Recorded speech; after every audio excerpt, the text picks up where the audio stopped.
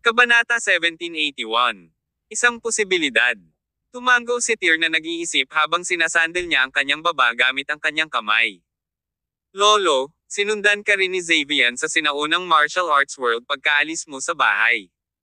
Nagkaroon ka na ba ng pagkakataong makita siya? Hindi ko makita. Isang bakas ng kilabot ang sumilay sa mga mata ni Kin. Ang batang iyon ay nasa sinaunang martial arts world. Hindi mo siya nakita. Medyo nawala si Tyr. Akala ko magkasama kayong dalawa. Mahigit 20 taon na ang nakalipas. Ano kayang nangyari kay Xavian? Taliwas sa nag-aalalang ekspresyon ni Tyr, si Kin ay nagpakitang walang pakialam, na para bang naka-move on na siya. Aniya, relax. Nakasulat na ito sa kanyang kapalaran simula pa lang, kaya hindi mahalaga kung patay na siya o buhay. Walang magagawa para baguhin ito. Ganon din ang nangyari sa akin pagkatapos kong maging nakulong sa ipinagbabawal na lupain ng Hellsby Mountain sa loob ng 20 taon na hindi ako nakakalabas, ngunit sa wakas ay natagpuan mo na ako. Noong umalis ako sa bahay, ilang taon ka pa lang, patuloy ni Kin habang sinusuri muli si Tyr mula ulo hanggang paa. Hindi ko inasahan na mabilis na maipasa ito. Lumaki ka sa isang kisap mata. Hindi lang iyon, narating mo rin ang rurok ng Transformation Realm na hindi ka panipaniwala. Tyr, ano ang naranasan mo sa paglipas ng mga taon? Paano ka naging makapangyarihan? Pagkatapos ng mahabang oras sa lugar na ito, lagi kong iniisip na kung lalabas ako ngayon, hindi ako mapipigilan sa mundo, ngunit hindi ko inaasahan na dudurugin mo agad ang mga pantasya ko sa pagpasok mo. Lolo, kung tama ang tansya ko, dapat nasa late stage na ng transformation ang kasalukuyang lakas mo. Nagkibit balikat si Tyr. Kung lalabas ka ngayon, hanggat hindi ka makakatagpo ng anumang mga mandirigma mula sa Demigod Realm o sa tuktok ng Transformation Realm, dapat ay hindi ka magagapi. Bukod dito, ang mga Demigod ay hindi nakikita sa sinaunang martial arts world sa loob ng maraming taon. May ilang mandirigma din sa tuktok ng Transformation Realm, kaya lolo, hindi mapag-aalinlanganan na ikaw ang pangunahing manlalaro sa lahat. Anak, ang galing mo sa mga salita mo. Isang malakas na tawa ang pinakawalan ni Kin. Pero curious talaga ako. Ano ang iyong pinagdaanan sa paglipas ng mga taon? 30s ka pa lang ngayong taon, pero kumusta ka na sa tugatog ng transformation? Sa pagkakaalam ko, hindi ang sinaunang martial arts world ay maaaring umabot sa antas na ito sa murang edad. Biglang naging solemn na si Tyr. He revealed, "There's one more person who's just like me. His name is Vlad, the young master of the Balch family. This year, he turns 26, yet he is already at the pinnacle of transformation." Naabot na niya ang rurok ng pagbabago sa edad na 26. Natigilan si Kin. Ang mundong ito ay puno ng mga henyo, sabi ni Tyr na may isang smile. Ngunit maraming tao ang hindi nakakaalam sa kanila. Lolo, hindi nagtagal pagkatapos mong umalis sa bahay, napatapon ako sa ating angkan. Ano? Malaking pagbabago ang ekspresyon ni Kin at nagbigay ng mapait na ngiti kay Tyr bago gumugol ng halos 1 oras sa pagkukwento kay Kin tungkol sa kanyang mga nakaraang karanasan. Nagsimula siya noong siya ay ipinatapon mula sa Summers at lumipat sa Con City. Kasunod nito, nakilala niya si Notice at nagpunta sa ibang bansa upang itatag ang Regal Palace bago bumalik bilang hari. Isa-isang pinagdaanan ni Tyr ang lahat kasama si Kin. Matagal na nanahimik si Kin matapos itong marinig. Humugot siya ng malalim na hininga at tumangala sa langit. Wala akong ideya na ang daming mangyayari sa pamilya natin pagkatapos kong umalis. Ang walang isip ni Gladys na hindi niya napagtanto na si Kirin ay hindi nagmula sa pamilya natin. Ang kasal ni Kin at Gladys ay isang political marriage noon. Wala silang gaanong pagmamahal sa isa't isa. Kung hindi dahil sa katotohanan iyon, hindi siya iiwan ni Kin at pumunta sa sinaunang martial arts world ng walang pag-aalinlangan upang mapabuti ang kanyang lakas. Siyempre, hindi inaasahan ni Kin na mawawala siya ng walang katiyakan noong umalis siya noon. Kung hindi, magdadalawang isip siya. Tyr, marami kang pinaghirapan sa daan. Napabuntong hininga si Kin matapos marinig ang salaysay ni Tyr sa kanyang mga karanasan. Hehe. Ayos lang, lolo. Nakangiting sagot ni Tyr. Ang lahat ng ito ay nakaraan na. Ngayong nabawi na ng aking ama ang kontrol sa mga Summers, natanggap ko ang titulong King Summers ng pamayanan ng martial arts ng Celestial Empire. Bukod doon, mayroon na akong 3 anak. Sila ay lahat ay napakaganda at gwapo. Pagdating sa asawa at mga anak, mas naging masayahin ang ngiti ni Tyr. Sabi niya, I'll take you to meet them kapag umalis na tayo sa lugar na ito. Naging mataimtim ang ekspresyon ni Kin nang mag-usap silang aalis na sa Hellsby Mountain. Sinabi mo na pumunta ka dito para sa terrain ng dragon sa pagkakataong ito. Nagsuot ka rin ng cutter armor para pumunta dito sa pamamagitan ng mata ng halimaw.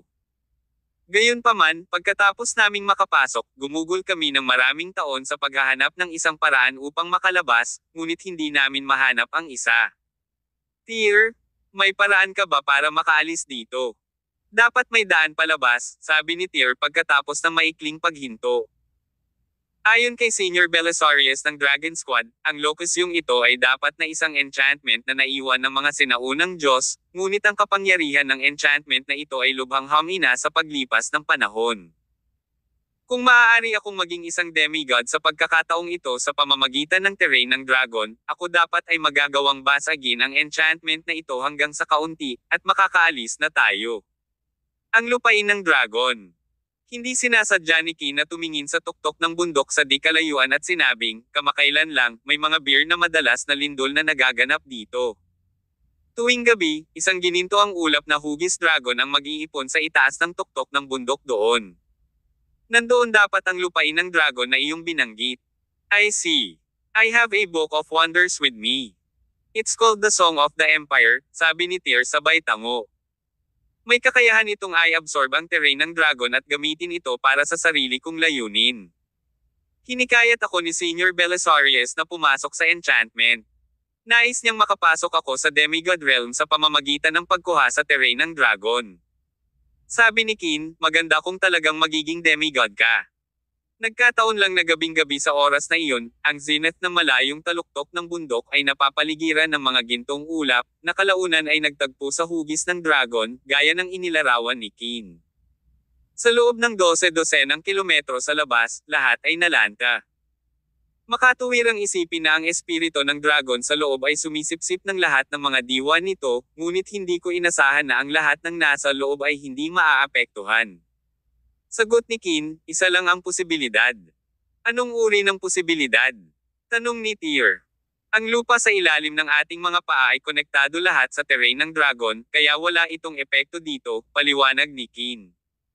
Ngunit kung ang lupain ng dragon ay tunay na nakabawi, ang mundo dito ay magiging bardin. Lolo, may sense ang sinabi mo. Marahang tumango si Tyr. Ang lupain ng dragon ay hindi pa ganap na nakakabawi sa ngayon. Kapag nangyari ito, ang lupain dito ay magiging tigang na magiging isang palatandaan. Samantala, sina Odin, Arlan, at ang iba pa ay natapos ng mag-ihaw ng baboy ramo para sa hapunan. Inihain na ni Karine ang fruit wine at nasa kalagitnaan siya ng pagtawag kay Tyr na lumapit. Let's drop the topic for now, sabi ni Kin. Kumain muna tayo dahil wala tayong ideya kung kailan ganap na mababawi ang lupain ng dragon. Maaari tayong umupo at maghintay na mangyari ito. Okay. Kabanata 1782. Ang pag-usbong ng lupain ng dragon. Sabay na naglakad sina Tyr at Kin sa direksyong iyon at kumain ng inihaw na baboy ramo para sa hapunan. Ang mga sangkap sa loob ng Hellsby Mountain ay walang alinlangan na mas mataas kaysa sa mga nasa labas. Parehong masarap ang karne ng baboy ramo at ang fruit wine ni Karine. Ang alak na tinimplahan gamit ang mga mahiwagang prutas, sa partikular, ay napaka-refresh na ang lahat ay hindi naiwasang maghangad ng higit pa. Walang tigil na uminom sina Tyr at Kin mula gabi hanggang madaling araw. Mahigit 2 dekada na silang hindi nagkita, pero close pa rin sila gaya ng dati. Sabay-sabay na natututo si Tyr tungkol sa mga nakaraan ng iba. Sa wakas ay nagsimula na siyang makilala ang lahat. Kinaumagahan, pagkatapos na maging matino si Tyr, sumama siya sa grupo sa tuktok ng bundok na natatakpan ng hugis dragon na mapalad na mga ulap upang suriin ang sitwasyon ng maaga. Nakalulungkot, wala siyang nakitang kapansin-pansin doon. Hindi pa niya nakita ang terrain ng dragon, kaya wala siyang ideya kung ano ang aasahan sa ngayon. Ginugol niya ang sumunod na 2 o 3 araw sa pag-aaral ng bundok na ito kasama ang iba. Umuwi siya sa kanilang bahay kinagabihan para sa inihaw na pagkain at fruit wine. Ang totoo, kahit na si Kin at ang iba pa ay nakakulong dito sa loob ng maraming taon at hindi makaalis, nagawa pa rin nilang mamuhay ng napakasaya. Makalipas ang 3 araw, biglang nagbago ang lahat. Isang mabangis na draconic na dagandong ang maririnig mula sa kabilang bahagi ng bundok bago magbukang liwayway. Ang draconic na dagandong ay umalangaw-ngaw sa buong langit at lupa, na nakagugulat sa lahat ng uri ng buhay sa gubat. Nagising si Tyr at ang iba pa mula sa kanilang pagkakatulog. Anong nangyayari? Sabay-sabay na tumakbo palabas ng bahay ang grupo. Ang kalangitan ay hindi partikular na maliwanag, ngunit ang mga gininto ang ulap mula sa kabilang panig ng bundok ay nagpapaliwanag sa karamihan ng mundo kung saan sila naroroon. Sabay-sabay, ang hugis dragon ng mga ulap at ambon sa tuktok ng bundok ay halos na condensed sa solid substance. Sa wakas, mula sa langit, ang anino ng gintong dragon ay bumagsak ng direkta sa tuktok ng bundok. Nabawi na ang lupain ng dragon. Namangha ang lahat ng masaksihan nila ang napakagandang eksena. Napansin ng grupo na ang unang berde at malago na taluktok ng bundok ay naging kulay abo at puti ng mabilis, habang ang anino ng gintong dragon ay nahulog sa tuktok ng bundok.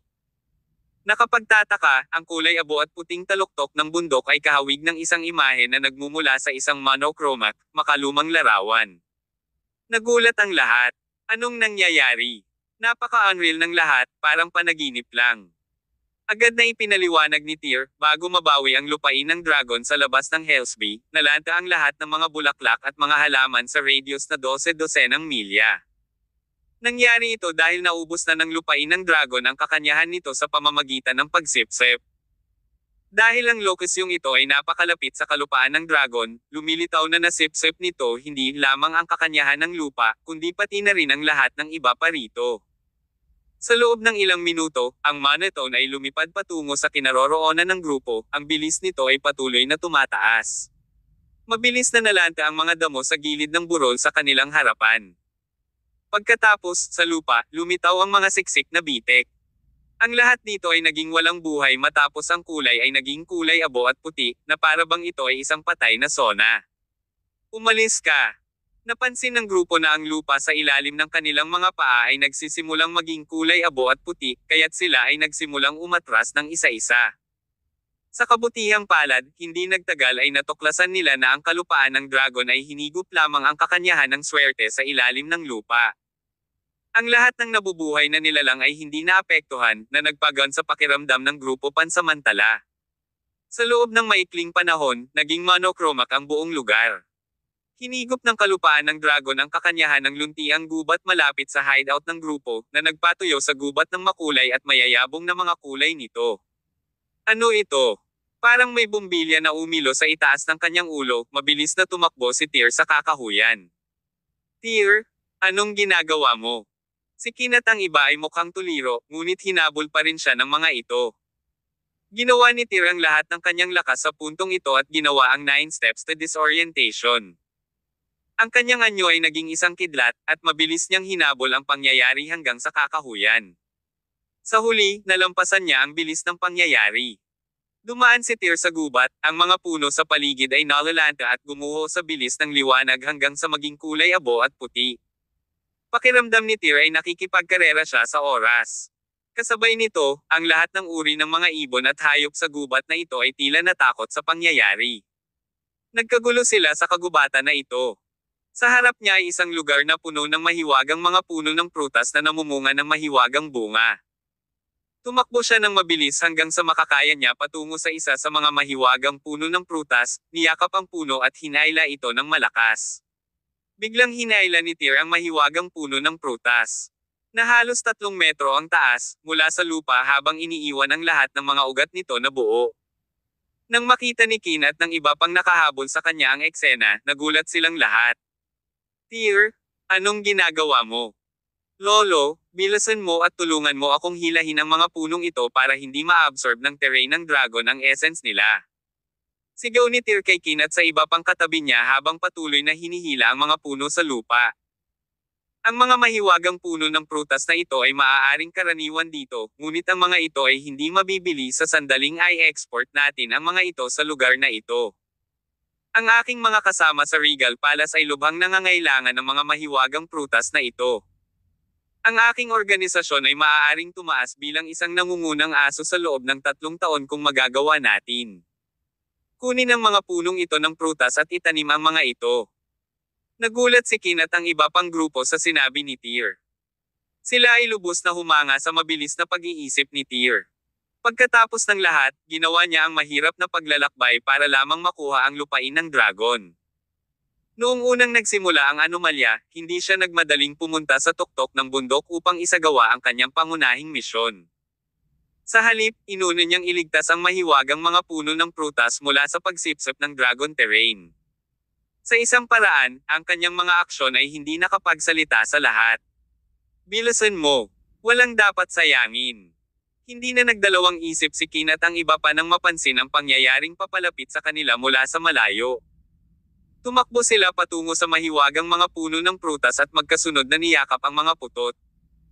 Hindi naging mahirap para sa kanila na hilahin ang mga mahiwagang puno ng prutas na ito dahil lahat sila ay mga powerhouse ng transformation. Hindi nagtagal ay nakabunot ng puno ang bawat isa sa kanila. Hindi ka panipaniwala ang bilis ni Tyr. Wala pang 1 minuto, 3 magkasunod na puno ang natanggal niya. Sa huli, 9 na puno ang nabunot sa tamang oras, na ang mga bunga ay nakasabit pa sa mga puno. Sa wakas ay nakarating na sa kanilang lokasyon ang pangyayari. Maging ang mga mahiwagang puno ng prutas ay hindi nakataka sa kanilang kapalaran na maging kulay abo at puti nang dumaan ang pangyayari sa lugar. Ang mga hinailan ni Tyr at ang iba pa ay hindi naapektuhan sa anumang paraan. Namumukod tangi ang kanilang mga kulay na parang ilang makulay na splatter sa gitna ng monochromatic stretch. Tumagal ng humigit kumulang kalahating oras para ang buong lupain ay naging isang tigang, monochromatic na kaparangan. Ang tanging spek ng kulay na makikita ay ang mga gintong ulap na pumapalibot sa tuktok ng bundok, kung saan ang draconic na dagindong ay patuloy na tumunog. Hindi ba dapat dragon ang terrain ng maalamat na dragon? Lumingon si Tyr at ang iba pa sa bundok sa kabilang side. Karamihan sa kanila ay nababalisa at nasasabik sa parehong oras. Let's go and check things out. Umuwi ang grupo sa kanilang tahanan habang bitbit ang mga mahiwagang puno ng prutas. Pagkatapos ay tumakbo sila ng mabilis hanggat kaya nila patungo sa tuktok ng bundok. Kabanata 1783. Pagtrap sa lupain ng dragon. Dahil nasisipsip ng kalupaan ng dragon ang lahat ng asensya ng mundong ito, naging sanhi ito ng pagkulay abo at puti ng lahat ng nakapalibot na lugar. Nang si Tyr at ang iba ay tumatakbo sa lupa, para silang tumatakbo sa isang monochromatic na painting. Nawala ng kulay ang lahat ng kanilang paligid, na nagpatingkad sa matingkad na ginto ng kalupaan ng dragon at nakakasilaw sa mga mata ng lahat. Si Tyr at ang iba ay hindi nag-effort na makarating sa gilid ng bundok. Pagkatapos, napansin nila ang gintong liwanag na nagmumula sa kabilang bahagi ng bundok. Malamang doon ang terrain ng dragon. Tara na. Mabilis na tumakbo ang grupo sa direksyon ng tuktok ng bundok. Ilang sandali pa ay nakarating na sila sa lugar. May isang gintong dragon na mga 6 o 7 metro ang haba na lumulutang sa itaas ng langit sa harapan nila. Upang maging tumpak, ito ay hindi eksaktong isang dragon, ngunit isang condensed golden aura na mukhang medyo masigla. Iyan ba ang lupain ng dragon? Marahas na tumibok ang puso ni Tyr, ngunit hindi siya tumigil upang isaalang-alang ito. Sa halip, sumugod siya pataas patungo sa kinaroroonan ng golden draconic aura. Sa kasamaang palad, ang bagay na iyon ay tila may mga kakayahan sa Seikiko, dahil nang makita nitong papalapit si Tyr, ang terrain ng dragon ay bumaril na parang loach at lumipad ng 12-dosenang metro palayo sa isang iglap. Kunin mo. Si Kin at ang iba ay tumatakbo din sa parehong direksyon. Pagkaraan ng ilang sandali, lahat ay nasa tuktok ng bundok na ito, hinahabol ang lupain ng dragon na parang naglalaro ng pusa at daga. Ang lupain ng dragon ay medyo malikot. Hinabol ito ng grupo ng mahigit kalahating oras sa bundok na ito, mula sa tuktok hanggang sa ibaba ng bundok. Gayunpaman, hindi man lang nila mahuli ang buntot nito. Ang Dragon's Terrain ay mukhang nag-e-enjoy sa paglalaro ng mga ganitong laro kasama nila. Hindi ito lumipad sa langit. Sa halip, umabot ito ng 4 o 5 metro sa ibabaw ng lupa, na para bang tinutokso nito si Tyr at ang iba pa. Imposibleng mahuli ang bagay na ito. Ang grupo ay sumugod sa paanan ng bundok, kung saan napagmasdan nila na umaaligid ito mga 7 o 8 metro sa itaas nila. Nakangiti ito sa kanyang nguso na para bang sinusubuan sila. Lahat sila ay asar, ngunit wala silang magagawa. Sasaluhin kita kahit anong mangyari. Tumanggi akong maniwala na isa kang aktwal na espiritual na nilalang. Sa isang estado ng pagkagalit, iginuhit ni Tyr ang Ormer Dagger at hinampas ang lupain ng dragon. Tinamaan ito ng pag-ataking iyon sa mahina nitong lugar, agad itong nahati sa kalahati, ngunit nakabawi ito sa isang kisap mata. Gaya ng maaaring asahan, ang lupain ng dragon ay isang bagay na pinagtagpo ng asensya ng langit at lupa. Kaya naman, hindi ito isang buhay na bagay. Dagandong. Ang lupain ng dragon ay nagpalabas ng isa pang draconac na dagandong sa puntong ito. Labis na hindi mapakali ang katawan ni Tyr nang hindi niya namamalayan ang nangyayari. Kumukulo ang dugo niya sa loob niya. Sa sumunod na segundo ay nalaman niya, isang gintong halo ang lumabas sa kanyang katawan. Maya-maya, may mga kakaibang golden rune ang pumalibot sa kanya. Tyr, ano bang problema mo? Nang makita ang eksenang ito, lahat ng nasa gilid ay natigilan. Ito ang aklat ng awit ng imperyo. Nag-gesture si Tyr gamit ang kamay niya. Ito ay awesome. Bulalas niya habang ang kanyang mga palad ay napapalibutan ng mga gintong rune, at ang ningning ay pinalabas sa kanyang mga mata. Malamang na na-trigger niya ang passive skills ng libro noong huling beses na nakipag-away siya kay Clovis. Pinayagan siya nitong katayin si Clovis ng madali. Sa madaling salita, ang aklat na ito ay napakalakas. Noon pa man ay ipinapalagay ni Tyr na ang mga kasanayan sa aklat ay maa-activate lamang kapag siya ay nasa isang buhay o kamatayan na sitwasyon, ngunit tila hindi iyon ang kaso. Posible bang may koneksyon din ang libro sa terrain ng dragon? Biglang natauhan si Tyr sa nangyayari. Ang kanyang pagkakataon, gaya ng naunang sinabi ni Maxim, ay ang terrain ng dragon. Ipinanganak si Tyr na may kataas-taasang sapphire fate, na siyang pangunahing dahilan ng pagkakaroon niya ng kakayahang linangin ang lahat ng 5 aklat ng kababalaghan. Ang lupain ng dragon ay may malakas na koneksyon sa lahat ng 5 libro. Bilang resulta, nang maibalik ang terrain ng dragon sa Hellsby Mountain, gumawa pa si Maxim ng isang espesyal na paglalakbay upang imbitahan si Tyr na kunin ang lupain ng dragon doon. Ang lahat ng nangyari hanggang sa puntong ito ay napatunayan na ang lupain ng dragon at ang mga aklat ng kababalaghan ay talagang magkaugnay. Ang katawan ni Tyr ay patuloy na napapaligiran ng mga gintong rune. Nang ma-detect ng terrain ng dragon, na nasuspine sa himpapawid, ang mga rune na ito, mukhang ngayon lang ito nakakita ng nakakatakot. Ang lupain ng dragon ay hindi na lumilipad sa mas mababang altitude sa puntong ito. Pumalakpak ito sa langit pagkatapos magpalabas ng isang draconac na dagandong. Swoosh swoosh swoosh. Sa isang iglap, ang mga gintong rune na humabol sa lupain ng dragon ay nagkalat sa isang kisap mata, na parang nakabuo sila ng isang malaking gintong lambat sa hangin. Ang malaking lambat ay nagsimulang humigpit ng mabilis pagkatapos na balutin ang lupain ng dragon. Pagkatapos ay nagpatuloy ito sa pagkukumpulan sa direksyon ng location ni Tyr. Nahuli niya. Nagulat si Kin at ang iba pa nang makita ang eksenang ito. Ito ang kauna-unahang pagkakataon sa kanilang buhay na nasaksihan nila ang isang bagay na kaakit-akit. Nakatayo doon si Tyr, pinapanood ang mga gintong rune na pinipigilan ang lupain ng dragon. Ang kanyang kamalayan ay tila nakulong sa ibang mundo. Ang kanyang kasalukuyang kalagayan ay kapareho ng panahon noong una niyang nakilala ang awit ng imperyo. Ang kanyang mga iniisip ay kinaladkad palayo sa kanya patungo sa ibang espasyo. Nagkaroon ng kaguluhan na umiral sa pagitan ng langit at lupa. Patuloy na umuungal ang isang gintong gas na hugis dragon sa ibabaw ng ulo ni Tyr habang nakakross ang paa niya sa lupa. May mga gintong rune na patuloy na tumatalon sa kanyang katawan, habang ang hugis dragon na gas ay patuloy na hinihigop. Nasaksihan ni Kin at ng iba pa ang parehong eksena sa labas ng mundo. Naka-cross-legged si Tyr sa lupa, habang ang figure ng terrain ng dragon na nakabitin sa itaas ng kanyang ulo, ay marahas na kumikislap. Pagkatapos, napansin nila ang patuloy na paglanghap ni Tyr ng ilang uri ng ginintoang aura, at pagkatapos ay naglabas ng ginintoang halo ang kanyang buong katawan. Nang makita ito ng grupo ay isa-isa silang lumayo kay Tyr. Lahat sila ay tahimik na nakatayo, binabantayan si Tyr sa lahat ng direksyon.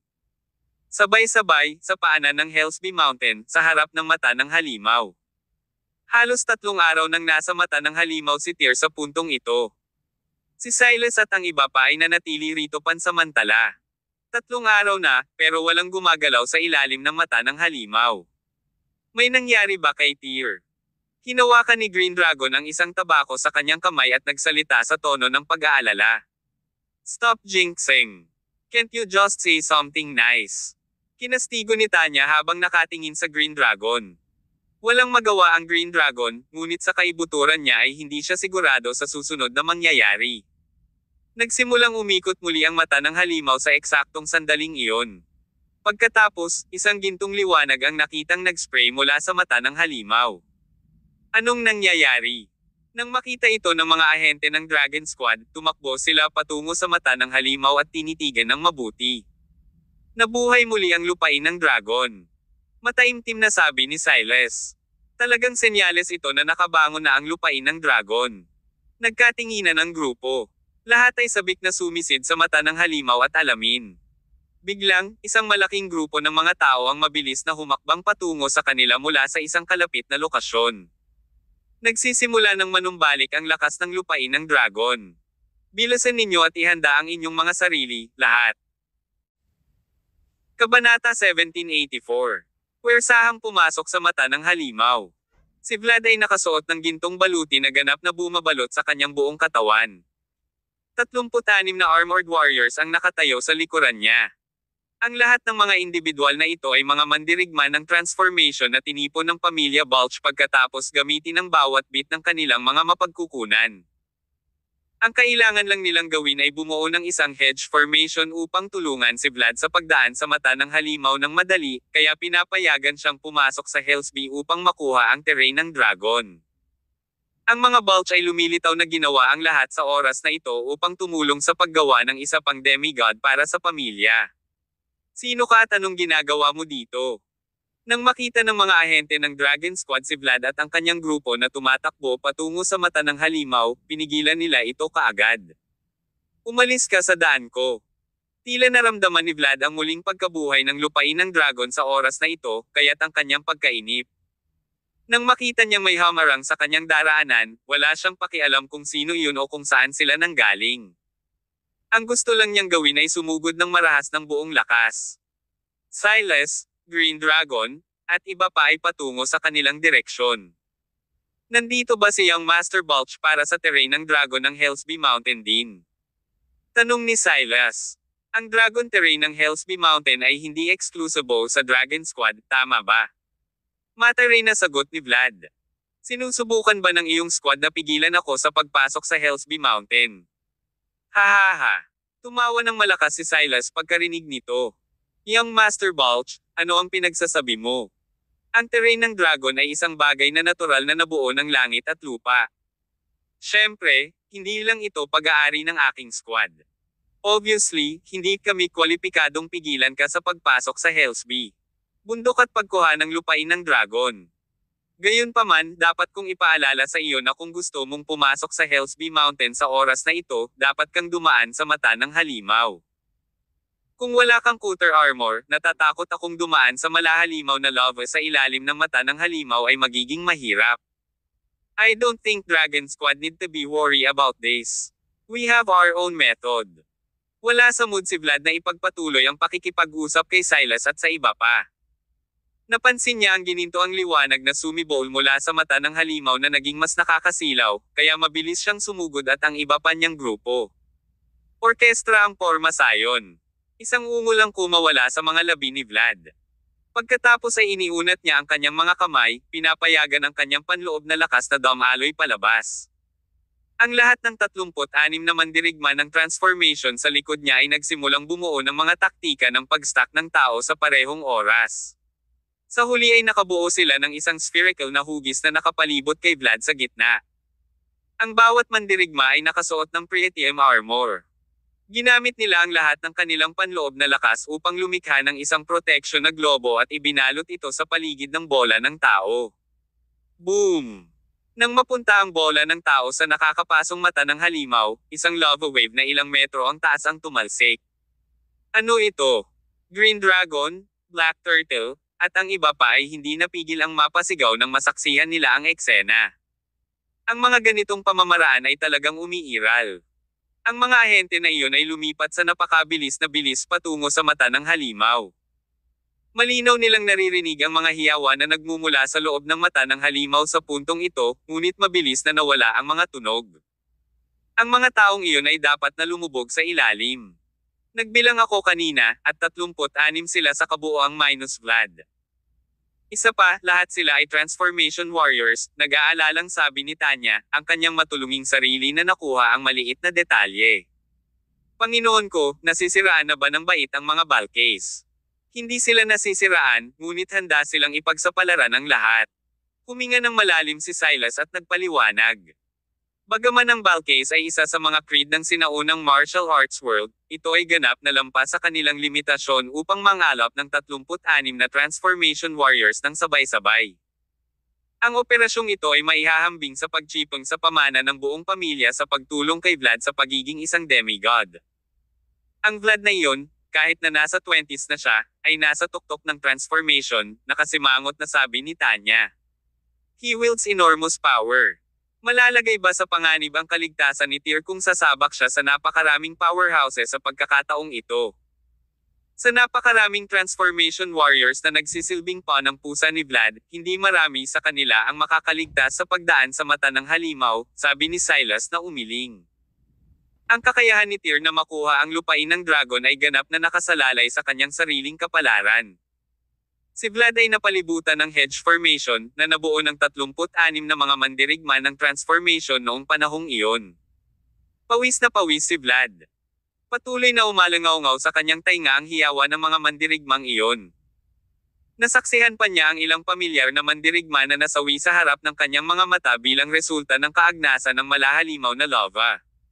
Halatang galit si Vlad, pero wala siyang magawa. Wala nang babalikan ngayong nagawa na ang hakbang na ito. Ang lahat ng mga pagkalugi na ito ay mababawi lamang sa pamamagitan ng pagpasok sa Hellsby Mountain at pagkuha sa terrain ng dragon. Hindi alam ni Vlad kung gaano na siya katagal sa mata ng halimaw. Ganoon din noong lumulubog si Tyr noon. Parang ilang saglit lang ang lumipas, pero parang isang siglo na rin sa kanya. Si Vlad ay tila naglalakbay sa isang time tunnel sa dulo. Sa kanya napansin na lalong umiinit ang lava sa paligid. Ang hedge formation ay sinisira ng lava sa puntong ito. Nasira nito ang Pretium armor sa pinakamataas na lawak nito. Napakaraming malahalimaw na lava ang tumago sa mga bitek ng sandata. Ito ay katulad ng isang basag na lalagyan. Habang tumataas ang antas ng lava sa lalagyan, lalong hindi mapakali si Vlad na nasa gitna. Tulad ng inakala ni Vlad na siya ay mamamatay sa mata ng halimaw dahil ang kanyang baluti ay nabubulok ng lava, isang nakakatakot na pagsipsip ang lumitaw sa ilalim ng kanyang mga paa. May malakas na pakiramdam na bumagsak sila pagkatapos noon. Kasabay nito, isang maliwanag na liwanag ang bumungad sa kanya, dahilan para hindi maimulat ni Vlad ang kanyang mga mata. Natagpuan niya ang kanyang sarili sa gitna ng mga ulap nang sa wakas ay maimulat niya ang kanyang mga mata sa kahirapan. Siya at ang mga lalaking nakapaligid sa kanya ay bumagsak ng husto sa lupa at lumikha ng isang malaking bunganga sa lupa dahil sa pagbilis ng grabidad. Nagawa natin. Nagpumiglas ang grupo na makaalis sa lupa. Sa kabila ng matinding sakit ng kanilang katawan, natigilan ng lahat ng makita ang monochromatic na paligid. Ito ang loob ng Hellsby Mountain. Nakarating na tayo, Young Master. Young Master, sa 36 na transformation warriors, mayroon pang 11, nilapitan ng isa sa mga mandirigma si Vlad at in-update siya sa kasalukuyang sitwasyon. 11. Nagulat din si Vlad nang marinig ang numerong ito. Agad niyang sinuri ang mga nasawi sa kanyang mga tauhan. Sa huli, natuklasan niya na 23 tao, kabilang ang mga bangkay, ang matagumpay na nahulog sa lupaing ito. Sa madaling salita, ang malahalimaw na lava sa mata ng halimaw ay nagsunog ng 13 sa mga iyon at naging abo. May kabuuang 12 bangkay na nakasama ng koponan. Nakaligtas ang natitirang 11 tao. Ang ilan sa kanila ay nagduso mula sa malubhang pinsala. Iilan lamang sa kanila, kabilang si Vlad, ang hindi nasaktan o nagkaroon ng minor injuries. 7 lang silang nakatayo ngayon. Kabanata 1785. Ang lakas ng panloob ni Tyr ay nagbabagong enerhiya ng vitality. Ang pagdaan lang sa mata ng halimaw ay nagresulta sa isang nakakatakot na pagkawala para sa 36 na kapangyarihan ng Transformation Realm na nagsimula sa misyon. Mahigit sa kalahati ng pamana ng Creed ay nawasak ng malagim na pagkawala. Sa kaibuturan, labis na nalungkot si Vlad, ngunit ito ang pinakamagandang resulta na maaari niyang makamit. At least, matagumpay siyang nakapasok sa loob ng Hellsby Mountain nang hindi nasaktan. Young Master, bakit parang kakaiba ang lugar na ito? Ang langit at ang lupa ay may kulay-abong kulay sa kanila. Saglit na pinagmasdan ni Vlad ang kanyang paligid bago kumari pa ng takbo patungo sa maliit na kakahuyan sa kanyang harapan. Mas seryoso ang sitwasyon dito kaysa sa daang kilometrong lantang mga halaman sa labas, paliwanag ni Vlad habang itinuro ang lahat ng mga halaman na nalante sa loob ng mga kakahuyan, pati na rin ang lahat ng uri ng mga hayop na tumatakbo. Kahit na ang kakanyahan ng lupa ay sinipsip. Ito ay dapat na ang lupain ng dragon dahil ito ay ganap na nakabawi. Tumingin ka dyan. Isang gintong halo ang lumitaw sa kalangitan mula sa direksyon ng isang tuktok ng bundok sa eksaktong sandali. Sabay-sabay na maririnig ang isang draconic na dagindong, at ang lahat ay nagkaisa. It's the dragon's terrain. That has to be the dragon's terrain. Nagniningning ang mga mata ng lahat. Ang grupo ay nagmamadaling sumugod sa tuktok ng bundok sa lalong madaling panahon. Samantala, ang mga ginintoang rune mula sa aklat ng Song of the Empire ay nakakulong sa lupain ng dragon sa gilid ng tuktok ng bundok. Maaari lamang itong gumala sa maliit na mundong iyon. Ang mga rune na ibinubugo mula sa katawan ni Tyr ay patuloy na tumulong sa kanya upang malanghap ang aura ng terrain ng dragon sa kanyang katawan. Nanatili ang pag-iisip ni Tyr sa kakaibang espasyong iyon. Ramdam niya ang kakaibang puwersa na bumabalot sa kanyang buong katawan. Parang inaalis nito ang lahat ng lason sa kanyang katawan. Si Tyr ay ganap na nawala ng oras at espasyo sa masining na paglilihi na ito. Pakiramdam niya ay parang naging isa siya sa mundo, at hindi niya alam ang sarili niyang pag-iral. Biglang nagmulat ng mata si Tyr matapos ang rumaragas ang aura na parang mga alon sa dagat. Hinugasan nito ang bawat meridian ng kanyang katawan. Nagbago ang panloob na lakas sa loob ng aking katawan, at gayon din ang aking pangangatawan. Sa sandaling hindi niya namamalayan na itinaas ang kanyang kamay, nakita ni Tyr ang isang gintong aura na lumitaw sa pagitan ng kanyang mga palad. Ang aura na iyon ay mukhang medyo banayad, ngunit ito ay talagang nagtataglay ng isang nakakatakot na kapangyarihan. Ito ay enerhiya ng sigla. Kapag naging demigod ka, ang lahat ng panloob na lakas sa loob ng iyong katawan ay mababago sa enerhiya ng sigla, naisip ni Tyr sa kanyang sarili, sa wakas ay napagtanto kung ano ang nangyayari. Sa kabilang banda, ang enerhiya ng sigla ay maaaring mapahusay sa pamamagitan ng pagdama at pagsipsip ng aura na umiiral sa pagitan ng langit at lupa. Ito ang kapangyarihan ng demigod. Dumagundong. Casual na ikinaway ni Tyr ang kanyang kamay, at ang gintong enerhiyang sigla ay bumagsak sa kalangitan. Isang dagindong ang narinig, at isang bitek sa kalangitan na parang sapot ng gagamba ang lumitaw. Teka, nadudurog ba ang langit? Hindi ito. Hindi ito ang iyong karaniwang lakas ng sigla. Tumayo si Tyr. Pagkatapos ay isang sunod-sunod na gintong mga font ang sumilay sa kanyang isipan. Ito ang nilalaman ng Song of the Empire. Ito ay isang bangkos pa rin ng kadaldalan sa sandaling iyon. Hindi maintindihan ni Tyr ang kahulugan ng nilalaman, kahit na hiwa-hiwalayan niya ang mga ito bawat salita. Pakiramdam niya ay naliwanagan siya ng sakdal na karunungan habang napakaraming nilalaman ang nag-flash sa kanyang isipan. Lumilitaw na ang bawat isa sa 5 aklat ng mga kababalaghan ay naglalaman ng isang natatanging kakayahan. Ang enerhiya ng sigla na nilinang sa pamamagitan ng libro ay hindi katulad ng enerhiya ng sigla na nilinang ng ibang mga demigod. Sa pamamagitan ng aklat na ito, malilinang ng isa. Nagsimulang manginig si Tyr sa buong katawan niya nang matapos niya ang pag-iisip. Mariin niyang ikinuyom ang mga kamao bago itinutok ng ilang suntok ang magulong makabalot sa itaas sa harapan niya. Boom boom boom. Ang hindi mabilang na mga bitek ng spider web ay muling lumitaw sa magulong nasa itaas, na may ilang maliliit na black hole sa mga ito. Maaaring Maduraj ang humaharang sa itaas. Kahit na ang mga demigod ay hindi makakalikha ng espasyo sa parehong paraan na magagawa ng mga Diyos, maaari nilang basagin ang kalangitan sa isang tiyak na antas. Binasag ni Tyr ang nakaharang sa itaas ng isa pang suntok habang bumubulong sa sarili. Pagkatapos, sa kanyang harapan, lumitaw ang isa pang bitek sa itaas. Gayunpaman, tila may malakas na kakayahan ang itaas na ayusin ang sarili, dahil mabilis itong bumalik sa normal sa isang kisap mata. Punong-puno ng golden vitality energy ang mga kamao ni Tyr. Hindi niya napigilan ang pananibik sa kanyang puso sa puntong ito, at tuwang-tuwa siyang humagalpak ng tawa. Ako ay naging isang demigod, at tinulungan pa ako ng aklat na linangin ang isang natatanging anyo ng enerhiya ng sigla na naiiba sa iba pang mga demigod. Ang lakas ng sigla na aking hawak ay tatawaging malupit na enerhiyang sigla. Boom boom boom. Anong nangyayari? Nagkataong binabantayan ni Kinat ng iba pa si Tyr sa 12-dosenang metro ang layo. Sabay-sabay nilang narinig ang galaw na nagmumula sa direksyon ni Tyr. Na-absorb ni Tyr ang karamihan sa terrain ng dragon na nakahover sa itaas ng kanyang ulo. Mayroon na lamang isang ulo ng dragon na natitira sa puntong ito. Kumatok pa rin ito sa force field ng Golden Rune. Napapikit naman si Tyr at patuloy na ipinuputok ang kanyang mga kamao sa kanyang paligid. Ang gininto ang tyrannical vitality energy ni Tyr ay nakikita rin ni Kinat ng kanyang mga kasamahan, gayon din ang katotohanang nagpasabog siya ng banayad na mga bitek sa kalangitan. Ano? Anong klaseng paraan ito? Nagulat ang lahat nang makita ang eksenang ito. Marami sa mga bagay na nagawa ni Tyr sa ngayon ay higit na nalampasan ang kanilang kaalaman at katulusan. Sa pangkalahatan, tuwang-tuwa si Kin dahil nahulaan niya ang pagbabagong anyo ni Tyr sa isang demigod. Maaaring hindi kailanman sumagi sa kanyang panaginip na isang araw, isang demigod na may kakayahang supilan ang mundo ay lilito mula sa kanyang pamilya.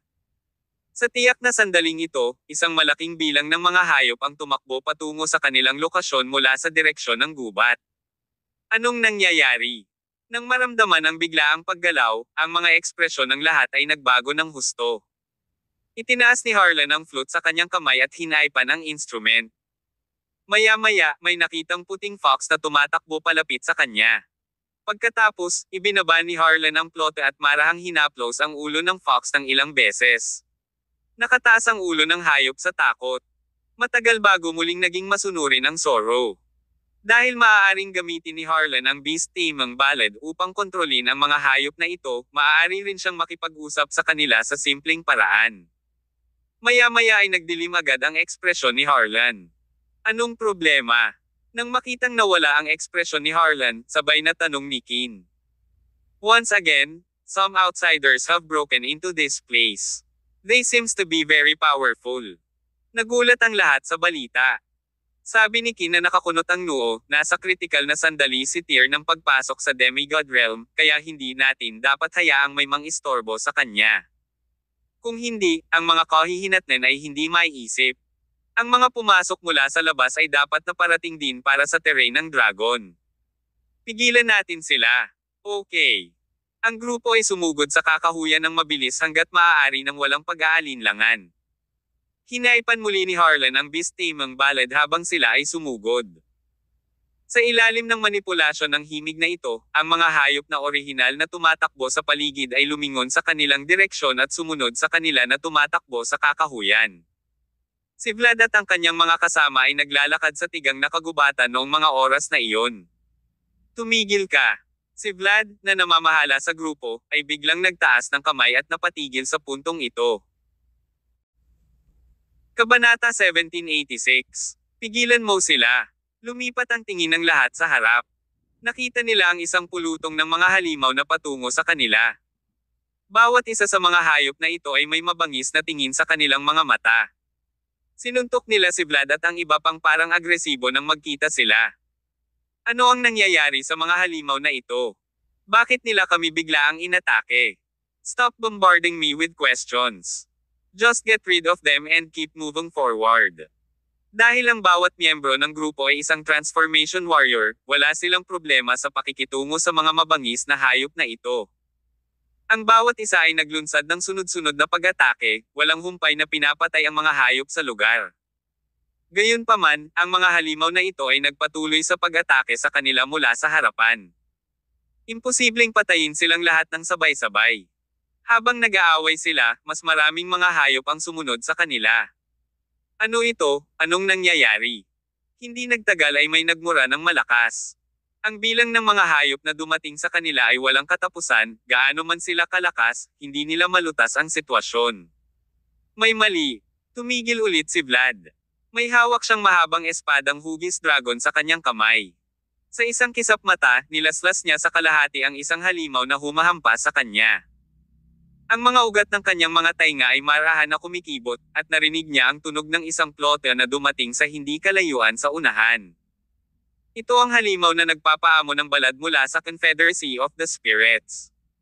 Hindi ba nalipol ang organisasyong iyon mahigit 20 taon na ang nakalipas?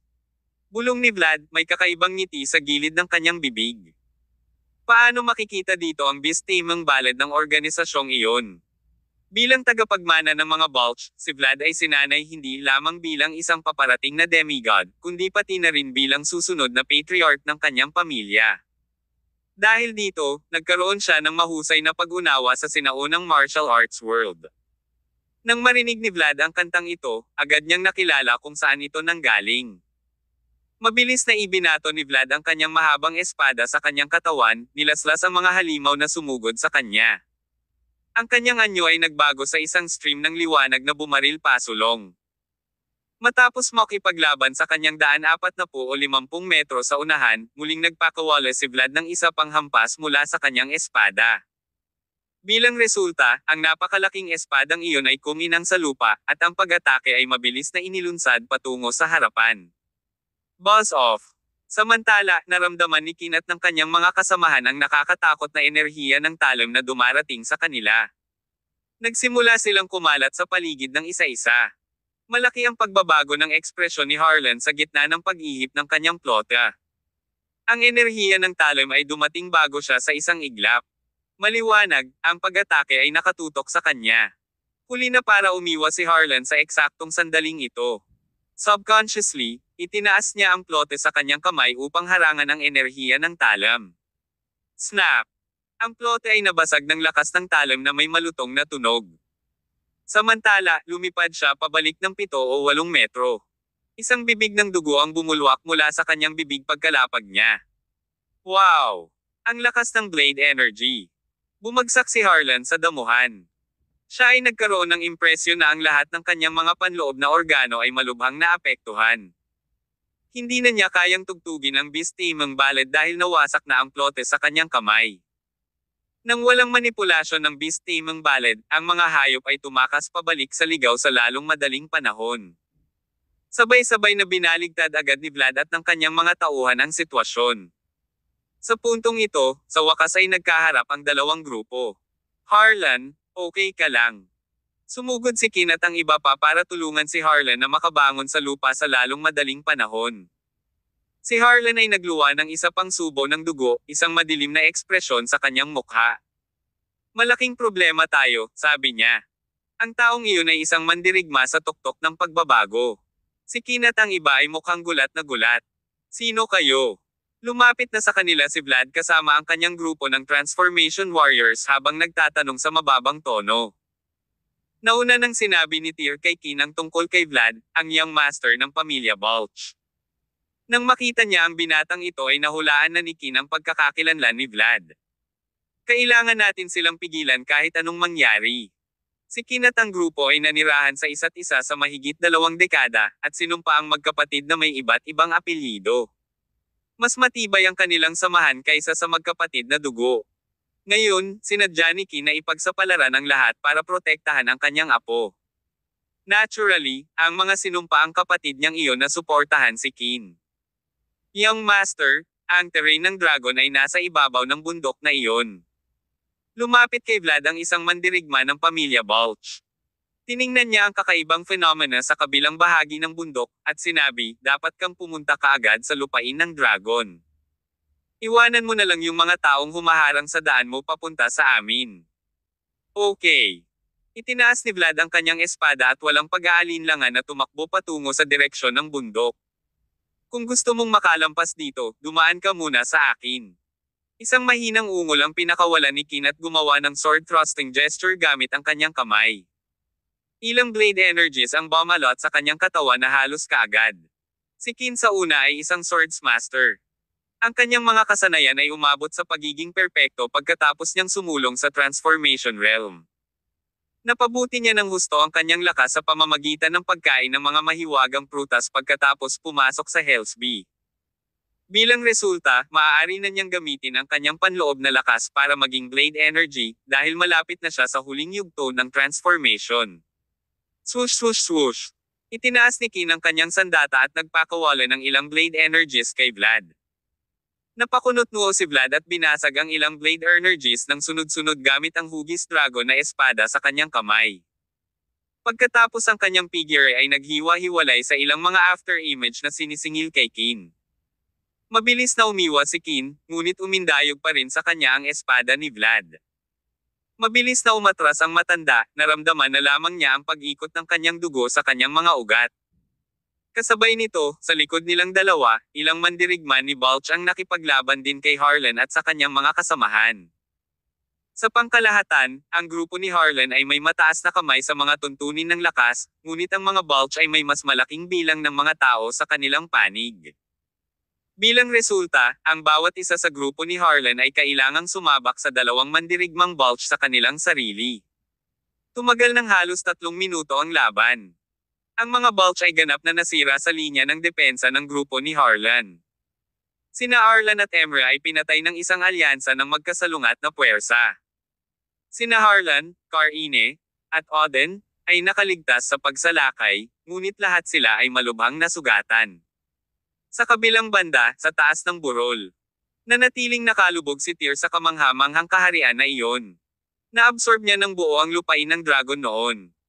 Ang kapangyarihan nito ay nakabuo ng isang napakabanayad na koneksyon sa kanyang aklat na Song of the Empire. Sa huli, ang dalawang puwersa ay ganap na nagsanib, na binago ang lahat ng panloob na lakas ni Tyr sa enerhiya ng sigla. Nadama ni Tyr na maaari niyang makipag-usap sa langit at lupa sa oras na ito. Nakikita pa niya ang ilang berdeng aura na lumulutang sa hangin nang imulat niya ang kanyang mga mata, at sumunod sila sa isa't isa, batis ng batis. Malinaw na naramdaman ni Tyr na ang aura ay patuloy na nalalanghap sa kanyang katawan kapag ginamit niya ang libro upang mapakilos ang sigla ng kanyang buong katawan. Ang aura na ito ay naglalaman ng lahat ng espiritual na impluensyang umiral sa pagitan ng langit at lupa. Gayunpaman, dahil sa terrain ng dragon, ang aura sa lugar na ito ay masyadong maliit. Sa makatuwid, ang pagsipsip ng aura ay walang gaanong silbi kay Tyr. Kalaunan ay naabsorb ni Tyr ang kabuuan ng terrain ng dragon. Sa wakas ay hinailan niya ang kahangahangang artistikong paglilihi na iyon habang ang mga gintong font na nakasabit sa ibabaw ng kanyang katawan ay nawala. Kabanata 1787. Demigod. Napuno ng gintong apoy ang mga mata ni Tyr nang imulat niya ang kanyang mga mata.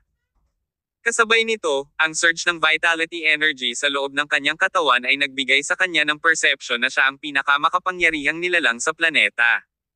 Dagendong. Isang malakas na dagendong ang pinakawalan ni Tyr habang nakabuka ang mga braso sa harapan niya. Pagkatapos, out of nowhere, isang nakakatakot na sinag ng liwanag ang sumugod sa kalangitan. Pakiramdam ni Tyr ay parang ipinanganak siyang muli pagkatapos mawala ang sinag. May mga kaluskos pa nga na patuloy na tumutunog sa pagitan ng kanyang mga kasukasuan. Ako ay isang demigod ngayon.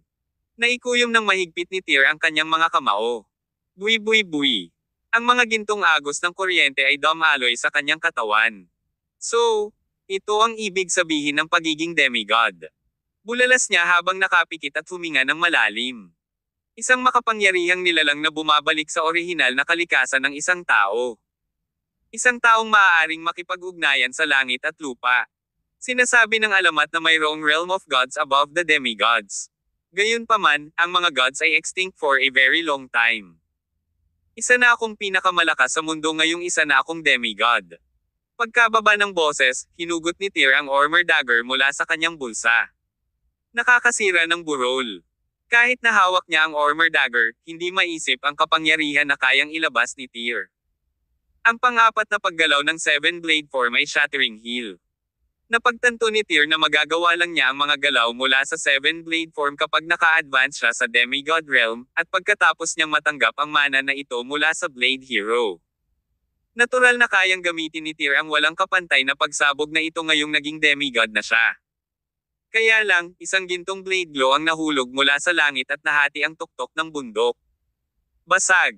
Parang isang banal na parusa na bumababa mula sa langit. Ang tuktok ng bundok na iyon ay puwersahang pinutol, at kalaunan ay nahati ito sa kalahati ng kinang ng talim na iyon. Nakakatakot na kapangyarihan. Maging si Tyr ay bahagyang natakot sa kanyang bagong nahanap na kapangyarihan. Sinubukan lang niyang ilabas ang galaw na iyon. Wala siyang ideya na ang paglipat ni Shattering Hill ay maaaring talagang hatiin ang tuktok ng bundok. Anong nangyari doon? Samantala, narinig ng mga nasa gitna ng labanan ang paggalaw sa kabilang bahagi ng bundok. Nagkaisa ang kanilang mga tingin sa kabilang bahagi ng bundok. Nakita nila ang kinang ng talim na nahulog mula sa langit, na hinati ng kanilang sariling mga mata ang tuktok ng bundok sa kalahati. Ito ay masama. May hindi maganda sa pakiramdam ni Vlad, kaya mabilis siyang pumunta sa tuktok ng bundok. Cataclysmic Gash. Sinubukan pa rin ni Kin na pabagalin si Vlad. Si Kin ay nasa huling yugto ng pagbabago noong panahong iyon, at ang kanyang kapangyarihan ay nasa bingit ng pag-abot sa rurok ng kaharian. Sa sitwasyon kung saan nilayon niyang ipagsapalaran ang kanyang buhay para pigilan si Vlad, kaya niyang pigilan si Vlad sa limitadong panahon. Hindi mabilang na mga blade energies ang nag-intertwine sa langit kasabay ng pagtakbo nila patungo kay Vlad na parang alon ng dagat na gawa sa mga espada. Umalis ka sa daan ko. Si Vlad ay naging lubhang balisa. Bukod pa riyan, lalong lumilitaw ang masamang damdamin sa kanyang puso sa mga oras na ito. Ang Cataclysmic Gash move ni Kin ay agad na winasak ni Vlad. Gosh! Isang subo ng dugo ang lumabas sa bibig ni Kin. Hindi na niya nagawang tumayo. Kinailangan niyang lumuhad sa lupa, at umubo ng dugo. Wala nang oras si Vlad para tapusin si Kin. Nagmarcha lang siya pasulong na may hawak na espada. Nang sumugod siya ng 200 metro pasulong, biglang naramdaman ni Vlad na parang tumapak siya sa isang latian sa ilalim ng kanyang mga paa. Mahirap ang bawat hakbang niya para sumulong. Anong nangyayari? Malaki ang pagbabago ng kutis ni Vlad dahil hindi pa siya nakakaramdam ng ganito. Bilang isang mandirigma sa tuktok ng Transformation Realm, nagawa lamang niyang sugpuin ang iba pagkatapos maubos ang lahat ng kanyang lakas at kapangyarihan. Gayunpaman, ito ay isang mapang-ipong kapangyarihan na nagmula sa isang mas mataas na kaharian. May kutob si Vlad tungkol sa dahilan sa likod ng pang-aapi. Lalong lumakas ang masamang premonition na nararamdaman niya na naging dahilan para hindi siya mapalagay. Kinagat niya ang kanyang mga ngipin at sinubukan ang kanyang makakaya upang sumulong, ngunit ang kanyang mga pagsisikap ay walang kabuluhan. Pakiramdam niya ay kailangan niyang magsikap sa bawat hakbang na pasulong. Pagkatapos ng ilang hakbang pasulong, nagsimulang tumulo ang pawis sa kanyang noo mula sa lahat ng pagod at pressure. Kung ito pa rin ang kaso para kay Vlad, tiyak na mas malala ito para sa mga powerhouse ng transformation sa likod niya. Lahat, pati na si Kin, ay tila natulala sa oras na ito. Lahat sila ay ikinulong sa lugar na ito. Ang mga mandirigma sa gitna at huling yugto ng Transformation Realm ay bahagyang mas mahusay. Nagawa nilang iangat ng kaunti ang kanilang mga paa. Tulad ng para sa iba pang mga powerhouse sa mga unang yugto ng pagbabago, nadama nila na kahit ang pag-angat ng kanilang mga daliri ay isang imposibleng gawain. Maaaring ang puwersang ito ay si Kin, Harlan, at ang iba pa ay nasa isang desperado na sitwasyon, ngunit ang kanilang mga puso ay napuno ng pag-asa sa sandaling ito. Nagkaroon sila ng kutob na si Tyr ay dapat naganap na napino ang lupain ng dragon at naging bagong demigod ng panahon. Isang figure ang lumipat patungo sa kanila mula sa kabilang bahagi ng bundok. Nag-teleport siya kaysa maglakad gamit ang dalawang paa. Sa nakaraang segundo, 1 kilometro pa ang layo niya. Kasama ang isang after image na lumitaw, ang kanyang figure ay lumitaw sa layo na 800 metro sa susunod na segundo. 800 metro. 600 metro. 400 metro. 10 metro. Swoosh swoosh swoosh. Isang figure ang nakitang naniningil sa Bulch Warrior sa napakabilis na bilis. Hindi ito makita ng malinaw ni Vlad dahil sa sobrang bilis. Saglit lang, biglang sumulpot si Tyr sa harapan ni Vlad. Isang masamang ngiti ang gumuhit sa kanyang mga labi. Nagulat si Vlad. Isang patak ng malamig na pawis sa kanyang noo ang dumaloy sa kanyang pisngi. Ang mga mandirigma ni Balch sa likod ay nagsisigawan sa puntong ito. Pagkatapos ay bumagsak silang lahat sa lupa at bumaantong hininga. Ilang mga mandirigma ang napatay sa loob ng ilang segundo. Ito ang kapangyarihan ng demigod. Ito ay lampas sa pangunawa ng mga ordinaryong tao. Nang makita ni Kin at ng iba ang eksena, lahat sila ay natigilan. Dahil sa nakakatakot at malakas na puwersang ito, labis silang napahiya. Kawalan ng pag-asa. Ito ay isang walang kapantay na pakiramdam ng kawalan ng pag-asa. Patuloy na kumalat ang desperadong emosyong iyon sa buong katawan ni Vlad. Hindi pa niya naramdaman ang gayong kawalan ng pag-asa at kawalan ng kapangyarihan mula nang siya ay isinilang. Ang uri ng momentum na nagmula sa Tyr ay napakalaki, maihahambing sa isang bundok at sa buong universo. Hindi man lang napigilan ni Vlad. Huli ka! Napangiti tuloy si Tyr na ikinagulat ni Vlad. Arg! Isang dagandong ang kumawala sa lalamunan ni Vlad. Namumula ang mga mata, pinandilatan niya si Tyr na para bang kakainin siya ng buhay. Sabi ni Tyr, gamitin mo ang buong lakas mo para atakihin ako. I'm offering you a chance to attack me right now. Kabanata 1788. Mamatay ang pinakamalupit na kamatayan. Napaatras ang buong katawan ni Tyr ng halos 50 metro nang bumagsak ang boses. Binawi niya ang kanyang mapang-ipang aura na agad ding nakadina sa kanyang kalaban. Ang lahat ng pagkakakulong sa langit at lupa ay naglaho sa susunod na sandali. Si Kin at ang iba pa ay nakadama ng higit na kagaanan sa kanilang buong katawan, at ang kanilang mga sugat ay tila hindi gaanong masakit. Kasabay nito, naglaho rin ang mapang-ipang puwersang ibinato sa katawan ni Vlad. Ngayong nabawi na niya ang kanyang kalayaan, galit na galit si Vlad kaya nawalan siya ng malay. Akin ang terrain ng dragon. Papatayin kita. Isang malakas na dagandong ang pinakawalan ni Vlad, na umalangaw-ngaw sa buong mundo. Itinutok niya sa hangin ang hugis dragon na mahabang espada sa kanyang kamay. Kaagad, ang isang espadang kumikinang ay dumiretso sa langit. Pagkatapos ay winageyway ni Vlad ang kanyang espada at tinuro si Tyr. Nagmamadali siyang lumapit kay Tyr sa sobrang galit. Ito ang pinakamasama na pag-atake na pinakawala ng isang powerhouse sa rurok ng transformation sa kanyang pinakagalit na estado. Isa itong pag-atake na masasabing naubos ang lahat ng kapangyarihan ni Vlad. Si Vlad ay may labis na nangingibabaw, malakas na enerhiya na bumubulusok sa kanyang katawan habang siya ay sumugod patungo kay Tyr gamit ang isang espada. Sa wakas, ang enerhiya ay nagtagpo sa makinang na liwanag na tumagos hanggang sa Tyr. Nakatayo lang si Tyr, pinapanood si Vlad na naglulunsad ng panibagong pag-atake sa kanya. Hindi siya gaanong nag-react, sa halip ay piniling itaas ang kanyang kamao. May mga gintong agos ng kuryente na kumalusko sa pagitan ng kanyang kamao. Siya ay umungal, tyrannical vitality energy. Boom! Hinampis ni Tyr ang kanyang kamao sa espada ni Vlad. Ito ay isang labanan ng sukdulang lakas sa loob laban sa enerhiya ng sigla. Gayunpaman, ang kinalabasan ay paunang natukoy mula sa simula. Basag! Nang ang hugis dragon na espada ni Vlad ay tumama sa kamao ni Tyr, nakita nito ang isang makapal na bitek sa sandata. Sa kalaunan ay gumuho ito sa mga pira-piraso. Hindi makasagot si Vlad. Naramdaman niya ang matinding pananakit mula sa kanyang braso. Kaagad, napansin niyang may mga bitek ang braso nito na parang espada sa kamay. Hindi nagtagal ay nabasag ang braso niya. Nang makapag-react si Vlad at sinubukang pigilan ang paglaki ng mga cracks, lahat ay naitakda na sa bato. Napansin na niya ang parehong mga bitek na tumutubo sa buong katawan niya. Boom! Sa isang malakas na putok, si Vlad, ang mapagmataas na kababalaghan na dating nakatayo sa tuktok ng mundo, ay nadurog sa pinong pulbos. Ito ang kapangyarihan ng isang demi, isang powerhouse na maaaring ituring bilang ang pinakamalakas na demigod sa mundong ito. Paano mahaharangan ng isang mandirigma ang kapangyarihan ng isang demigod sa kaharian ng transformation? Ang mga tao ay hindi kailanman itinakda na makipaglaban sa mga Diyos. Si Tyr ay hindi lamang isang demigod, ngunit ang kanyang lakas ng sigla ay naiiba din sa iba pang mga demigod. Nilagyan siya ng tyrannical vitality energy, at mas malakas siya kaysa sa mga ordinaryong demigod. Hindi na kailangang gumamit ng maraming pagsisikap si Tyr upang patayin si Vlad dahil ito ay isang bagay na kasing simple ng pagkatay ng mga hayop para sa kanya. Binawi niya ang kanyang kamao habang si Vlad ay nagkapira-piraso, at ang nangingibabaw na aura na nagmula sa kanyang katawan ay kasabay na naglaho. Ang lahat ng kabagabagan sa pagitan ng langit at lupa ay bumalik sa katahimikan. Saglit na pumikit si Tyr bago muling binuksan.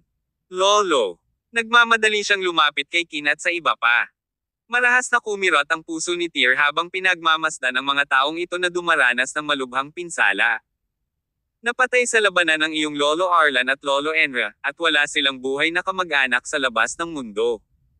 Kaya, ilibing na lang natin sila sa lugar na ito. Walang lungkot sa mukha ni Kin habang nagsasalita. Marahil ito ay ang katotohanan na ang grupo ay nakulong sa lugar na iyon sa loob ng mahigit 20 taon na naging dahilan upang sila ay maging imyon sa pag-iisip ng kamatayan. Gayunpaman, ito ay isang nakalulungkot na trahedya. Dahil matagumpay na naging demigod si Tyr, maaalis niya silang lahat dito, ngunit hindi na nakikita ni na Arlan at Emra ang labas ng mundo sa kanilang sariling mga mata. Una nang gumamit si Tyr ng apoy na pinalamutian ng lakas ng sigla upang sunugin ang mga katawan ng lahat ng mga mandirigmang Balch, at pagkatapos ay tinulungan niya si Kin at ang iba pa sa pagbabalik sa kanilang mga tahanan. Pagbalik nila, naghukay si Tyr ng 2 butas at inilibing ang mga bangkay ni na Arlan at Emra sa mga libingan. May mga prutas na alak, inihaw na karne, at ilang mahiwagang prutas na pinulot sa isang mahiwagang puno ng prutas at inilagay sa harap ng mga libingan. Dito matutulog ng walang hanggan sina Arlan at Emra. Hayaan mong magpahinga ng mapayapa sina Arlan at Emra dito. Si Kin at ang iba ay kumuha ng mangkok ng alak at nagtoast sa kanilang mga kapatid bago sila pinaalis sa kanilang huling sakay. Si Tyr naman ay pinili na lumuhad ng walang pag-aalinlangan sa harap ng mga puntod at yumoko ng 3 beses bilang paggalang. Ibinigay ni na Emra at Arlan ang kanilang buhay upang tulungan si Tyr sa pakikipaglaban kay Vlad. Si Tyr ay hindi naging isang demigod ng maayos kung hindi sila nakipaglaban sa mga puwersa ni Vlad para protektahan siya. Nasa pinakamahalagang sandali si Tyr para sa kanyang huling pag-aayos ng terrain ng dragon. Kung wala ang pagtutol mula kay Kin at ng iba pa, agad na sasalakayin ni Vlad si Tyr nang matagumpay niyang marating ang kanyang mga tauhan. Sa napakadelikadong sitwasyong iyon, si Tyr ay maaaring patayin ni Vlad sa lugar, lalo pa ang pagiging demigod. Sa makatuwid, dapat ipakita sa kanila ni Tyr ang kanyang lubos na paggalang at pasasalamat sa pamamagitan ng pagyuko sa kanila ng 3 beses na sunod-sunod. Ang grupo ay hindi agad umalis sa lugar pagkatapos na maging demigod si Tyr. Sa halip, humigit kumulang 7 araw silang bumalik. Kakapasok lang ni Tyr sa demigod realm. Kinailangan siya ng ilang oras upang maunawaan ang mga pangunahing kaalaman sa kaharian upang malaya niyang magamit ang kanyang kapangyarihan sa sandaling umalis siya. Kailangan niya ng ilang oras para talagang makontrol ito, maging ito man ay ang Tyrannical Vitality Energy o ang 7-Blade form. Halos naisip na ni Tyr ang papel ng Song of the Empire ngayong isa na siyang demigod. Ang pangunahing layunin nito ay tulungan siya sa pagkontrol ng paniniil na enerhiya ng sigla. Natuklasan ni Tyr na sa sandaling naunawaan na niya ang kapangyarihang ito ay naging isang bagay na napakalakas. May pakiramdam pa nga si Tyr na kung magiging demigod din si Vlad, maaari pa rin niya itong patayin sa loob ng ilang segundo gamit ang Tyrannical Vitality Energy. Si Tyr ay literal na hindi magagapi sa yugto ng kanyang kasalukuyang kaharian na may paniniil na lakas ng sigla. Kasabay nito, ang 7-Blade form ay naging isang lubhang nakakatakot na pamamaraan. Maaaring hatiin ni Tyr ang isang bundok sa kalahati sa kanyang ika-4 na paglipat, Shattering Hill. Mahirap ilarawan ang kapangyarihang taglay ng mga galaw.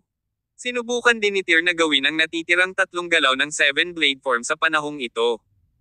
Gayunpaman, natuklasan niya na kahit bilang sa demigod, nahirapan pa rin siya sa ika-5 galaw ng 7-Blade form. Mula sa pananaw na ito, madaling makita na ang pinakamataas na limitasyon ng 7-Blade form ay napakataas. Naramdaman pa ni Tyr na kung gusto niyang gamitin ang huling hakbang, kailangan niyang umakyat sa hanay ng God Realm, na matagal nang nawala. Inakala ng mundo na si Blade Hero ang lumikha ng 7-Blade form at ang 3 Sword Scriptures, ngunit sina Tyr at Dylan lang ang nakakaalam sa kanilang mga puso na ang 2 skill set na ito ay hindi mga likha ng Blade Hero. Kabanata 1789. Pag-alis sa pagkakabighani. Noon, tiyak na nagpunta si Blade Hero at natuklasan ang dalawang pamana na ito. Ang kanyang lakas sa pakikipaglaban ay tumaas ng husto habang sinasanay niya ang skill set. Sa wakas, nahinto ang kanyang mga tagumpay bago ang Demigod Realm, at napag-aralan lamang niya ang mababaw na kaalaman sa dalawang pamamaraang ito. Pagkaraan ng 7 araw, ganap na umangkop si Tyr sa Demigod Realm. Kasabay nito, ang kanyang control sa Tyrannical Vitality Energy at Shattering Heal ay umabot na rin sa isang proficient level. Ginamo ni Tyr ang mga pinsala ng lahat ng sabay-sabay na sigla. Ang mga sugat sa kanilang mga katawan ay hindi ganoon kalubha salamat sa mga mahiwagang prutas na tumubo sa mga mahiwagang puno ng prutas. Matapos ang 2 araw na paggawa ng iba't ibang paghahanda, sa wakas ay nagpa siya ang grupo na lisanin ang lugar na ito at makipagsapalaran sa mundo. Naglakad ang grupo sa tigang nakakahuyan, bitbit ang mga mahiwagang puno ng prutas, at nagtungo hanggang sa lokasyon kung saan dumating si Tyr sa mundong ito. Pumasok din ba kayo rito noon, Lolo?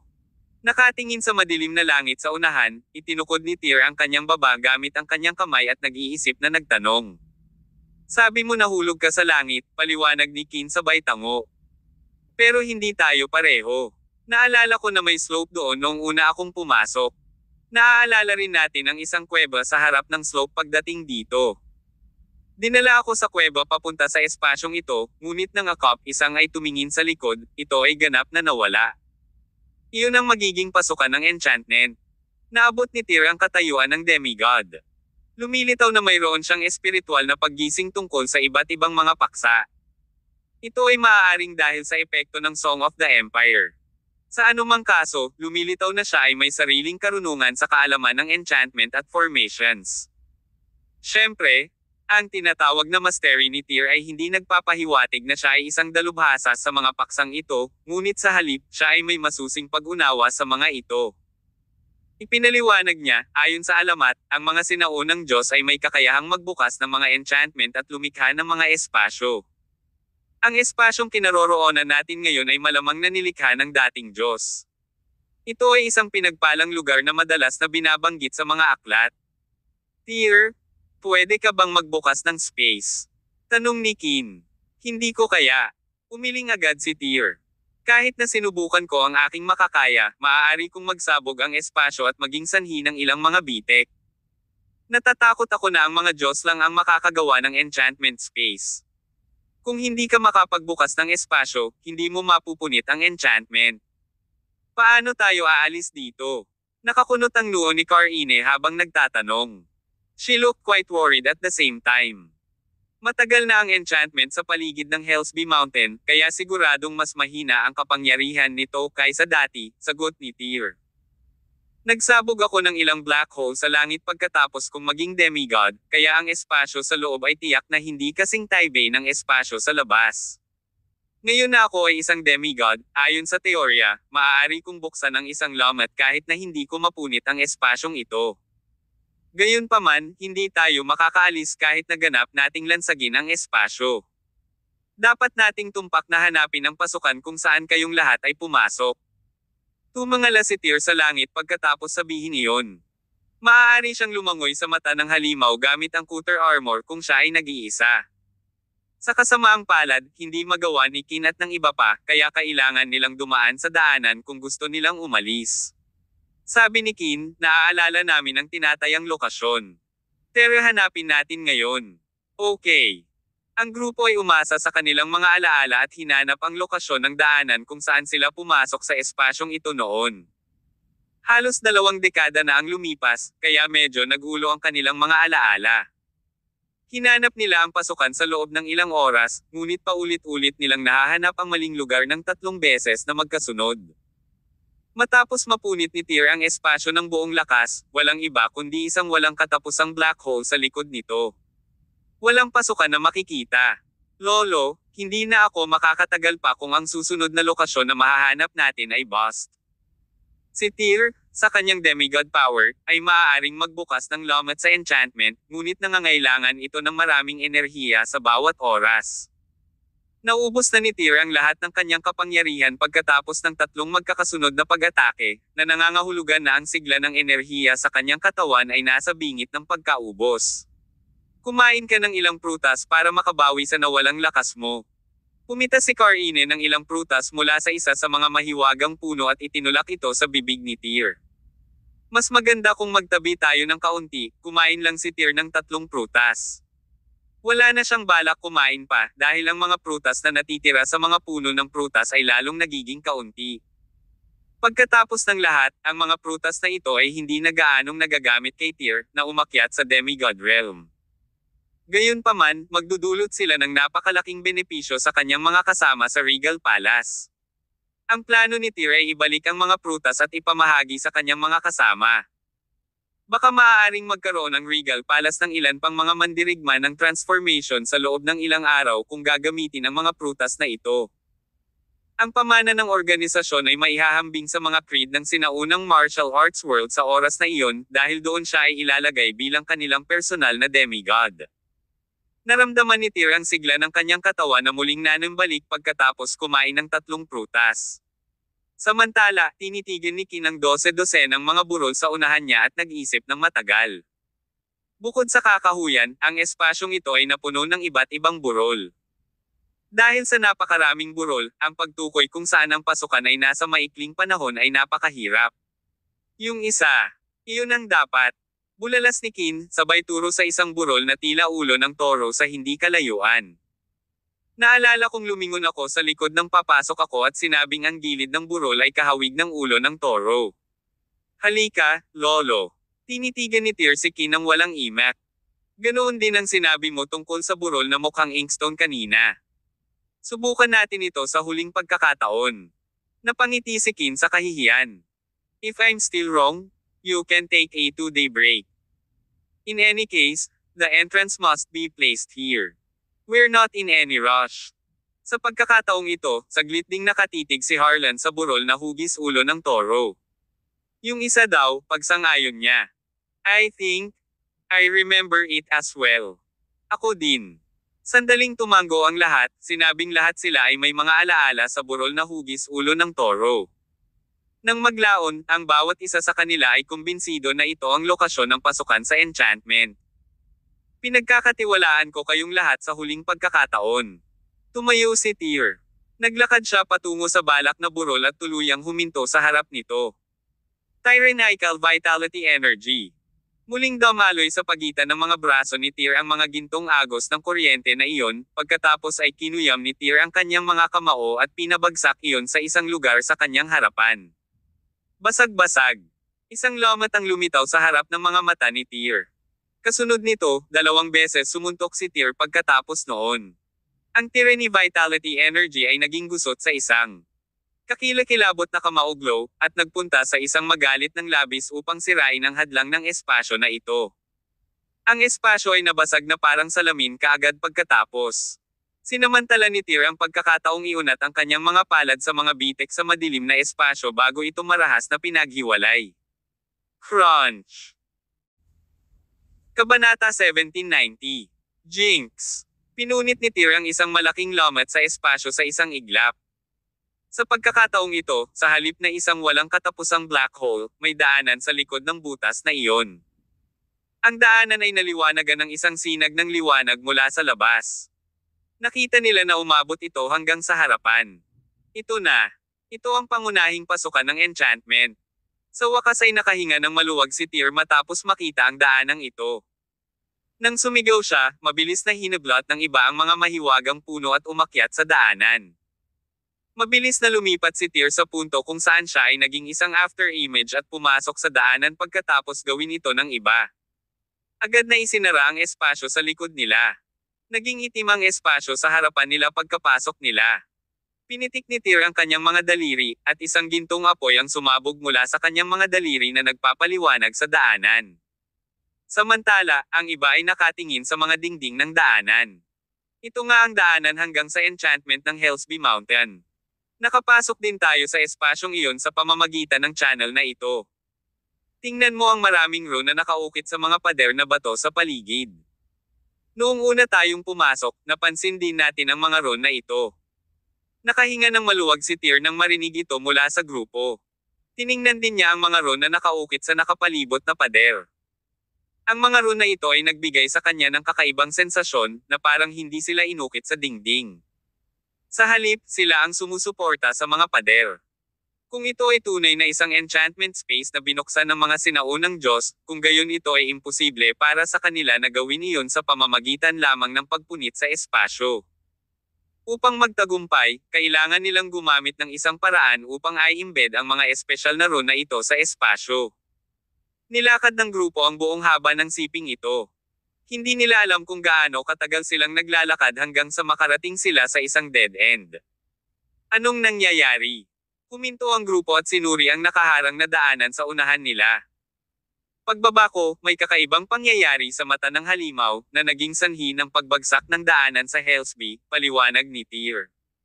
Dito dapat maganap ang pagbagsak. Lahat, umatras ng isang hakbang at panatilihin ang 20 metrong distansya sa pagitan natin. Aalisin ko ang daan sa harap natin. Naikuyong muli ni Tyr ang kanyang mga kamao at humampa sa espasyong nasa harapan niya. Boom! Para sa isang maikling sandali, ang buong mundo ay nayanig. Si Tyr naman ay nagpatuloy sa pag-charge forward na parang bulldozer. Sumabog ang katawan ni Tyr na may kakilakilabot na sigla, sinisingaw ang nakapalibot na lupa at graba. Kahit na mahigit 20 metro ang layo ni Kin at ng iba pa, nakaramdam sila ng matinding init. Sabay-sabay, sa harap ng mata ng halimaw, sa paanan ng Hellsby Mountain. Pinangunahan ni Silas ang kanyang mga ahente na magtayo ng isang campsite sa malapit simula nang pumasok si Tyr sa enchantment ng Hellsby Mountain habang naghihintay ng kanyang balita. Lalong nag-alala sila kay Tyr nang maglaon ng pangunahan ni Vlad ang 36 na Transformation Warrior sa mata ng halimaw. Gabi na sa ganitong oras. Kasalukuyan din itong midwinter season dahil isang buwan na lang bago sumalubong sa bagong taon. Ang Green Dragon, Black Turtle, at ang iba pang mga ahente ay nagmaneho sa isang kalapit na bayan upang bumili ng iba't ibang sangkap sa pagluluto na nagpapahintulot sa kanila na gumawa ng sariwang gnocchi mula sa simula. Bilang karagdagan, kinatay nila ang 2 tupa, at may nilagang gnocchi at tupa sa labas ng mata ng halimaw. Napakalamig sa paanan ng Hellsby Mountain. Maswerte sila dahil nagtayo sila ng kampo malapit sa mata ng halimaw, na nagpainit sa kanila. Gayunpaman, dahil pinigilan muli ni Drus ang mata ng halimaw, hindi na nakayanan ng lugar na ito ang mapait na lamig ng kalikasan. 12 ng mga tent ang naitayo ng 1 kilometro ang layo mula sa mata ng halimaw. Ang iba pang mga ahente na orihinal na nanatili sa nayon ay natipon lahat dito maliban sa mga wala sa kani-kanilang misyon. Si Tanya at ilang iba pang babaeng ahente ng squad ay naghahanda ng gnocchi sa isa sa malalaking tent noong panahong iyon. Ang Green Dragon, Grizzly Bear, at iba pa ay naghihiwa ng tupa para sa paghahanda ng sopas. Si Silas naman ay nakatayo habang nasa likod ang mga kamay sa labas ng tent. Sa isang mabagsik na ekspresyon, mataman siyang nakatitig sa direksyon ng mata ng halimaw. Halos araw-araw naging ganito si Silas simula nang pumasok si Tyr sa mata ng halimaw. Tatayo siya sa pasukan ng kanyang tolda, nakatingin sa direksyon ng mata ng halimaw. Hinihintay niyang lumabas si Tyr mula sa loob. Panginoon, inihanda na po ang gnocchi. Halika na po at kumain. Mamaya na po ang nilaga, lumabas ng tent si Black Turtle at magalang na sinabi kay Silas. Mauna na kayo at kumain muna, sagot ni Silas. Nakatingin din si Black Turtle sa direksyon ng mata ng halimaw noong mga oras na iyon. Mahigit 1 buwan na, pero walang gumagalaw sa loob, aniya. Ano ba talaga ang nangyayari? Mamaya pumasok si Vlad kay Tyr, pero hindi rin siya lumabas. Walang nakakaalam sa nangyari sa loob, sagot ni Silas. Kailangan ba nating maghintay dito sa lahat ng oras, aking Panginoon? Tanong ni Black Turtle.